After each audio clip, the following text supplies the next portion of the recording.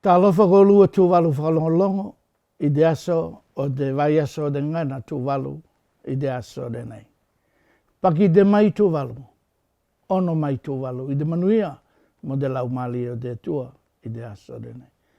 Alanga muna, te alanga muna o de taia o de nei e whai be nei, a te whatu e liu lefu a ko de muna e se pala. A te whatu e liu lefu a ko de muna e se pala. A te olanga de nei e uke a mea, kola e pala ngofia. Ke oko ki lunga I te ngali o pula o lakau.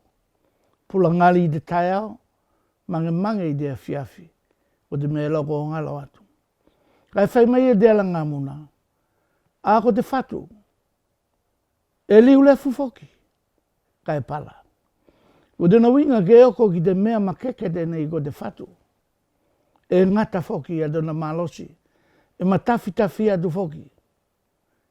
A ko te alanga muna tātou, a te whatu e liu lefu, a ko te muna, e tū mau, e mau takitaki, e se pala. Se a te muna denei, a te muna denei, ko tau ngana tū walu. A te muna denei, ko au tū mo au whaiwhainga whakatū walu.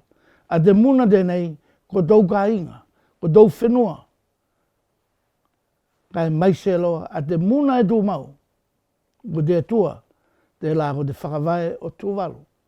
Tū walu mo te atua, ko te whatu mau takitaki. E se pala, e se matafi, e tū mau, kai mau ei ne tātou a te manuia.